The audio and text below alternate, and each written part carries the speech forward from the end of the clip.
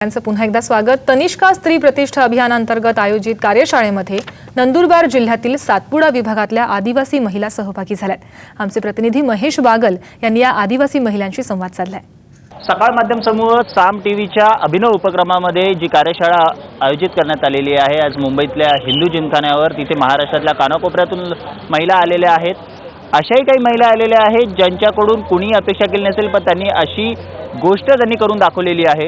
माझ्यासोबत आता नंदुरबार जिल्ह्यातील सातपुडाच्या दुर्गम भागातून अशा काही महिला आलेल्या आहेत, आदिवासी महिला आहेत। यांचं वैशिष्ट्य असं की या महिला ज्या तुम्ही पाहताय तुमच्या समोर उभ्या आहेत, त्यांनी आजपर्यंत 16 जे डोंगर आहेत, 17 डोंगर जे आहेत, 16 ते 17 डोंगर त्यांनी दत्तक घेतले होते आणि 3 लाखांहून अधिक वृक्षांची लागवड त्या ठिकाणी त्यांनी केलेली आहे। आपल्यासोबत सातपुडाच्या दुर्गम भागातून आलेल्या महिलांच्या ज्या प्रमुख आहेत त्यांच्याशी आपण बोलणार आहोत। सगळ्यात पहिलं आपलं नाव सांगा, काय करता आपण, कुठून आलेला आहात? माझं नाव आहे निर्मला सीताराम राऊत, ग्रुप ग्रामपंचायत पिंपळखुटा आणि सातपुडाच्या चौथ्या रांगेतून आलेला आहे।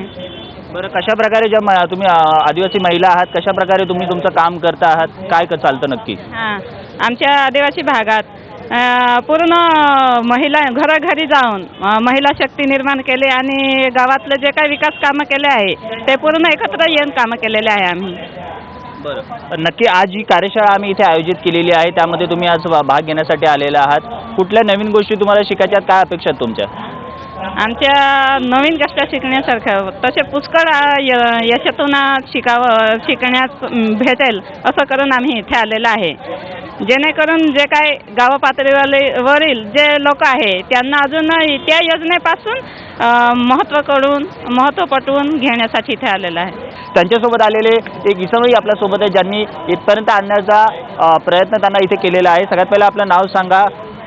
मी चंद्रकांत चव्हाण, अक्कलकुवा, जिल्हा नंदुरबार। बरं, या ज्या आदिवासी महिला आहेत त्यांचं काम कशा प्रकारे चालतं आणि इथपर्यंत आणण्यासाठी नक्की तुम्ही कशा प्रकारे काम केलं आहे? 7 गावांमध्ये हे घरोघरी जाऊन यांनी जनजागृती केली। वृक्ष लागवडीचे यांनी ध्येय घेतलं सुरुवातीला। 2 वर्षापासून वन विभागाकडून यांनी 17 डोंगर दत्तक घेतले। तुमचे डोंगर द्या, या डोंगराला आम्ही हिरवागार करू, हा संकल्प त्यांनी मांडला। असं मिळून 3,40,000 वृक्ष लागवड केली लोकसहभागातून। या ठिकाणी MRGS मधून आजपर्यंत कमीत कमी 2.5 कोटीपेक्षा जास्त निधी वापरून घरोघरी रोजगार उपलब्ध करून दिला। प्रत्येक घरामध्ये 80,000पेक्षा पेक्षा अधिक रोजगार मिळायला अपेक्षित आहे आणि हे झालेलं आहे।